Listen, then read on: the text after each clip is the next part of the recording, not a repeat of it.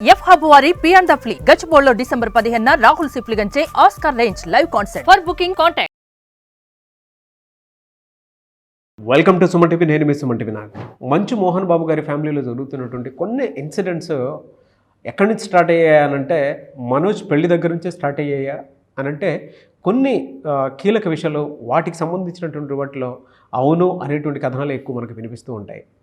అయితే దీనికి సంబంధించి ముందు నుంచి మంచు విష్ణుకి అండ్ మనోజ్కి మధ్య గొడవలు కూడా జరుగుతున్నాయనేటువంటిది రకరకాల కథనాల్లో ముందు నుంచి చూసి ఉన్నాం. అండ్ 1 year బ్యాక్ కూడా దానికి సంబంధించినటువంటి అప్డేట్స్ అయితే కొన్ని మనం చూడటం జరిగింది. మంచు విష్ణు ఏ విధంగా అయితే మనోజ్ మీదకి వెళ్ళటం జరిగింది అనేటువంటి దానికి కొన్ని వీడియో క్లిప్పింగ్స్ కూడా బయటికి రావడం జరిగింది. దాని తర్వాత అదేదో ఒక్కొక్క షో లాగా ఫర్దర్గా తెలుస్తాయని చెప్పి ఒక వీడియోని రిలీజ్ చేసే ప్రయత్నం కూడా చేయటం జరిగింది. అయితే మనోజ్ పెళ్లి దగ్గర నుంచి కనుక మనం చూసుకుంటే ఆ ఇంట్లో గొడవలు మొదలయ్యాయా, ఏమైంది, దీనికి సంబంధించింది అనేది ఈరోజు మనతో పాటు హైకోర్టు అడ్వకేట్ రవీంద్రనాథ్ గారు ఉన్నారు. పూర్తిగా అది వారి మాటలోనే తెలుసుకుందాం. నమస్కారం సార్. నమస్కారం నరేష్ గారు. మంచు మనోజ్ పెళ్లి దగ్గర నుంచి ఇంట్లో గొడవలు స్టార్ట్ అయ్యాయా? ఎందుకంటే దీనికి సంబంధించినటువంటి వాటిలో మౌనిక ఇంట్లోకి రావటాన్ని మోహన్ బాబు గారు వ్యతిరేకిస్తున్నారు అనేటువంటి దాని మీద రకరకాల కథనాలు మనం చూస్తున్నాం. ఈవెన్ మంచు మనోజ్ గారు నేను మాట్లాడిన దాన్ని బట్టి కూడా మనం చూసుకుంటే దాంట్లో కొన్ని స్టేట్మెంట్ని కనుక మనం అబ్జర్వ్ చేస్తే నిజంగానే మౌనికతోనే ప్రాబ్లమా అన్న డెఫినెట్గా సందేహాలు అయితే రాకమానదు. వెరీ ఇంట్రెస్టింగ్ క్వశ్చన్ నాగరాజ్ గారు. ముఖ్యంగా మంచు మనోజ్ గారు, ఇది మనం ఒక 3 క్యారెక్టరిస్టిక్స్ తీసుకుందాం. మంచు ఫ్యామిలీ, భూమా ఫ్యామిలీ. మంచు మోహన్ బాబు గారి కుటుంబంలో విష్ణు గారు, మన లక్ష్మీప్రసన్న గారు, అదేవిధంగా మంచు మనోజ్ గారు, ఇదంతా ఒక ఫ్యామిలీ. భూమా ఫ్యామిలీ వేరు. 2023లో ఎప్పుడైతే మంచు మనోజ్ గారికి ముఖ్యంగా భూమా మౌనికారెడ్డి గారితో మ్యారేజ్ అయిందో అప్పటి నుంచి ఆ ఇంట్లో కాస్త వివాదాలు, ముఖ్యంగా డిస్టర్బెన్సెస్ స్టార్ట్ అయ్యాయని అయితే మాత్రం మనం చెప్పుకోవచ్చు. ఇది ఎందుకు మనం ఈ విషయం చెప్పగలుగుతున్నామంటే నిన్న మధ్యాహ్నం చెప్పినటువంటి మంచు మనోజ్ గారు ప్రస్తుతం మీడియాతో మాట్లాడుతూ కొన్ని విషయాలు ఆయన కొన్ని కీలకమైన విషయాలు మాట్లాడారు.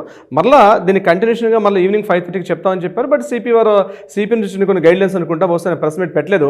బట్ ఆయన కొన్ని క్రూషియల్ పాయింట్స్ మాత్రం చెప్పడం జరిగింది. ఒకటి, ముఖ్యంగా మనోజ్ గారు ఎలా చెప్పారంటే 2 వైపులా ఇబ్బంది పడుతున్నారు. ఒకటి, మంచు ఫ్యామిలీతో, తన ఫ్యామిలీతో ఫైట్ చేస్తున్నారు. అట్ ద సేమ్ టైం తన భార్య రెడ్డి భూమా మౌనికారెడ్డి గారి యొక్క ఫ్యామిలీలో కూడా కొన్ని డిస్టర్బెన్స్ ఉన్నట్టుగా తెలుస్తుంది. మనం కాస్త భూమా అంటే ఇప్పటివరకు అందరం మనం మాట్లాడుకుంటున్నాం మంచు ఫ్యామిలీ. ఇది కాకుండా భూమా మౌనికారెడ్డి గారి ఫ్యామిలీ కాస్త మనం టచ్ చేయగలిగితే అక్కడ కొన్ని విషయాలు వెలుగులోకి వచ్చాయి. అదే మీతో పంచుకునే ప్రయత్నం చేస్తాను నాగరాజ్ గారు. ముఖ్యంగా భూమా మౌనికారెడ్డి గారు ఎవరు అంటే ఈవిడ భూమా నాగిరెడ్డి గారు, భూమా శోభ గారి యొక్క రెండో అమ్మాయి.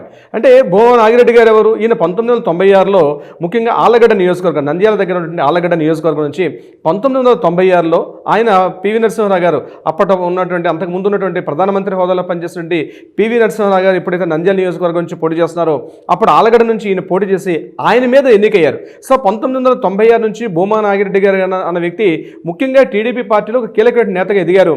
ముందుగా జిల్లా పరిషత్ చైర్మన్గా ఎన్నికైనటువంటి భూమా నాగిరెడ్డి గారు అంచెంచెలుగా ఎదుగుతూ వచ్చారు. భూమా నాగిరెడ్డి గారికి పూర్తిగా సపోర్ట్గా ఉండేవారు భూమా శోభ గారు. వీళ్ళకి 3 పిల్లలు. అందులో పెద్దమ్మాయి పేరు భూమా అఖిలప్రియ. ప్రస్తుతం ఆమెడ మన తెలుగుదేశం పార్టీ తరఫున ఆలగడ్డ నియోజకవర్గం నుంచి ఆవిడ ఎమ్మెల్యేగా ఉన్నారు. రెండో వ్యక్తి భూమా మౌనిక, ఇప్పుడు మన మంచు మనోజ్ గారి యొక్క భార్య. మూడో వ్యక్తి జగత్ విఖ్యాత రెడ్డి అని ఒక తమ్ముడు కూడా. అంటే 2 అమ్మాయిలు, 1 అబ్బాయి భూమా నాగిరెడ్డి గారికి. 2014లో జరిగిన యాక్సిడెంట్లో భూమా శోభ గారు యాక్సిడెంట్లో చనిపోయారు. ముఖ్యంగా ఆవిడ నంద్యాల నుంచి ఆలగడ్డ వెళ్తుండగా ఆ రోడ్డు ప్రమాదానికి గురి అప్పుడు శోభ గారు చనిపోవడం జరిగింది. 2014లో చనిపోయిన తర్వాత భార్య లేని లోటు ఎవరో పూడ్చిన విషయంతో చాలా మంచి ఎఫెక్షన్ ఉండేది ముఖ్యంగా భూమా నాగిరెడ్డి గారికి, శోభ గారికి మధ్య. ఈ ఇద్దరు ఎఫెక్షన్లో ఎప్పుడైతే శోభ గారు మరణించారో తర్వాత కొన్ని రాజకీయ కారణాలు, రకరకాల డిస్టర్బెన్స్ కూడా జరిగాయి. తర్వాత మళ్ళీ ప్రజారాజ్యం పార్టీలో వీళ్ళిద్దరు కూడా జాయిన్ అవ్వడం, ప్రజారాజ్యం పార్టీలో కూడా కీలకంగా నేతలుగా కూడా ఎదిగారు. దాని తర్వాత కొన్ని డిస్టర్బెన్స్ జరిగాయి. ఎప్పుడైతే శోభ గారు మరణించారో 2017లో భూమా నాగిరెడ్డి గారు కూడా మరణించడం జరిగింది. ఆయన కూడా ఒక హార్ట్ అటాక్తో ఆయన కూడా చనిపోయారు. సో నాగిరెడ్డి గారు, శోభ చనిపోయిన తర్వాత అప్పుడు ఈ కుటుంబంలో నుండి అఖిలప్రియ పెద్దమ్మాయిగా ఉంది, రెండో అమ్మాయిగా మౌనికారెడ్డి, మూడో మన అబ్బాయిగా జగత్ విఖ్యాత రెడ్డి. అయితే వీళ్ళందరూ కూడా అప్పుడు చాలా చిన్నవాళ్ళు. యాక్చువల్ దీంట్లో అఖిలప్రియ మేజర్ రోల్ వహిస్తూ ఆమె ఏం చేశారంటే టోటల్గా కూడా కుటుంబం అంతటిని కూడా ఆవిడ ముందుగా నడిపించాల్సిన బాధ్యత ఆవిడ చేతుల మీదకి ఆ సమయంలో వచ్చింది. అయితే భూమా మౌనిక చాలా ఇంతకుముందు మ్యారేజ్ అయింది. భూమా మౌనిక కూడా మ్యారేజ్ అయింది, అఖిలప్రియ గారు కూడా మ్యారేజ్ అయింది. అయితే ప్రాపర్టీస్ విషయంలో ఏదైతే ఉమ్మడి ఆస్తి ఉంటుందో నాన్నగారు అమ్మగారు చనిపోయిన తర్వాత వాళ్ళ ప్రాపర్టీస్ విషయంలో మాత్రం జగత్ విఖ్యాత రెడ్డి పూర్తిగా నాకు ఇందులో అమౌంట్ అంటే నాకు ఏదైతే ఉందో నాకు రావాల్సిన ప్రాపర్టీ నాకు అనుకూలంగా రాలేదని చెప్పి ఆయన నాకు తెలియకుండానే ప్రాపర్టీస్ నేను మైనర్గా ఉన్నప్పుడే నా ప్రాపర్టీస్ని మా అక్క అఖిలప్రియ అమ్మేసుకున్నారని చెప్పేస్తూ ఒక సందర్భంలో కోర్టులో కూడా ఆయన ఒక కేసు కూడా ఫైల్ చేయడం జరిగింది. At the same time Bhuma Mounika Reddy గారు కూడా చాలా సందర్భాల్లో ఈ ప్రాపర్టీ ఏదైతే ఉందో పూర్తిగా డివిజన్ చేసి ఇచ్చేసామని చెప్పి కూడా చాలా సందర్భాలు అడిగినప్పుడు కూడా ఇప్పుడు అంత అవసరం లేదని చెప్తూ ఆవిడ కాస్త వెనక్కి తగ్గారని చెప్పి అఖిలప్రియ గారు వెనక్కి వెళ్ళని కూడా కొన్ని కథనాలు కూడా మనకు కనిపిస్తున్నాయి. ఈ సందర్భంలో ఇప్పటివరకు అయితే మనకు అందిన ఇన్ఫర్మేషన్ ప్రకారం వాళ్ళ ప్రాపర్టీస్ ఉమ్మడి ఆస్తి వాళ్ళ పేరెంట్స్ నుంచి చూస్తున్న ప్రాపర్టీ ఏదైతే ఉందో ఇప్పటికి కూడా వాళ్ళు విభజించుకున్నట్టుగా మనకు అందిన ఇన్ఫర్మేషన్ ప్రకారం అయితే లేదు. అయితే దీనికి సంబంధించి ముఖ్యంగా ఈ నంద్యాల దగ్గర ఉంటే పద్మావతి నగర్లో ఒక 4 కోట్ల రూపాయలు విలువైన ఒక ప్రాపర్టీ ఏదైతే స్థలం ఉందో ఆ స్థలాన్ని మౌనికారెడ్డి గారి యొక్క సంతకంతో అదేవిధంగా జగత్ విఖ్యాత రెడ్డి యొక్క ఫోర్జరీ సంతకాలతోటి ఈ ప్రాపర్టీని అఖిలప్రియ అమ్మేసుకున్నారని చెప్తూ ఆ మధ్య ఒకసారి సందర్భంలో కూడా జగత్ విఖ్యాత రెడ్డి కూడా మీడియా ముందు మాట్లాడకుండా జరిగింది. అట్ ద సేమ్ టైం దీని మీద మౌనికారెడ్డి గారు కూడా కొన్ని సందర్భాల్లో మాట్లాడకుండా జరిగింది.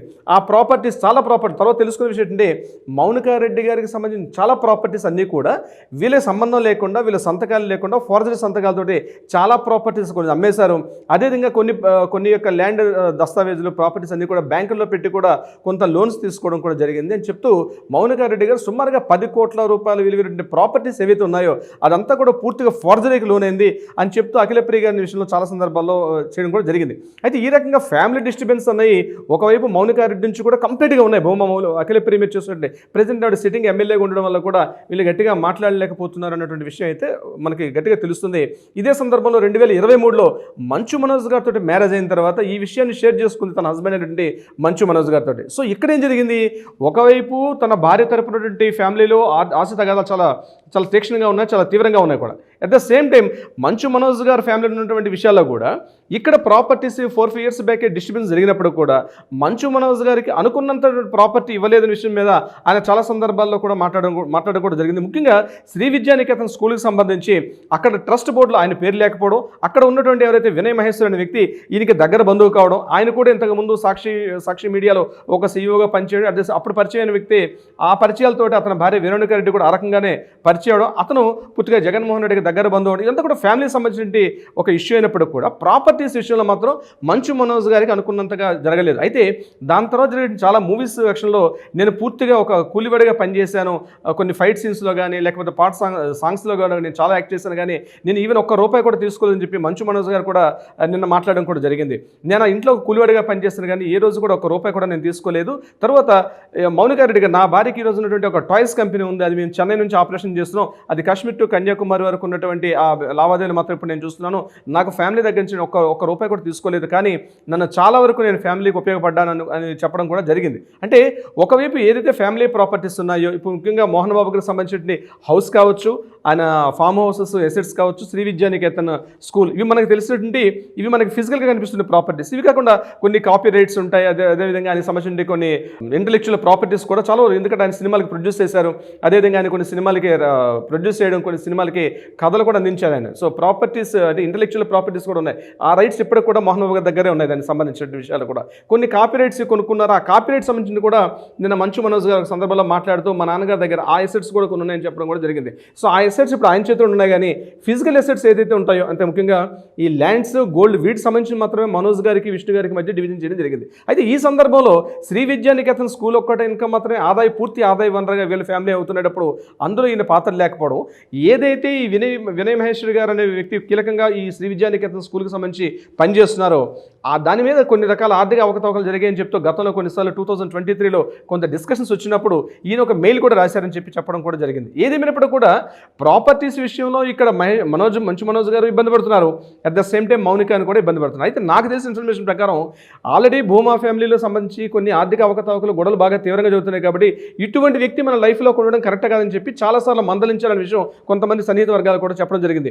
ఈ వ్యక్తి మన లైఫ్లోకి రావడం వల్ల మనకి ఇంకా డిస్టర్బెన్స్ పెరుగుతాయి, కాబట్టి అవాయిడ్ చేయమని చెప్పడం జరిగింది. అయితే తల్లిదండ్రులు లేనటువంటి అమ్మాయిని నేను లవ్ మ్యారేజ్ చేసుకోవడం తప్పేం కాదు, ముఖ్యంగా అమ్మాయికి తల్లిదండ్రులు లేకపోవడం వల్ల నేను దగ్గర తీసుకున్నానని చెప్తూ మంచు మనోజ్ గారు నేను ఒక డిస్కషన్లో కూడా చెప్పడం జరిగింది. అంటే ఒకటి ఏంటంటే రెండు రకాలుగా చూడాలి, ఒకటి కుటుంబ నేపథ్యం, ఒకటి రెండవది ఈ యొక్క ఆస్తులు ప్రాపర్టీస్ స్థిర చరాస్తులకు సంబంధించిన కొన్ని విషయాలు.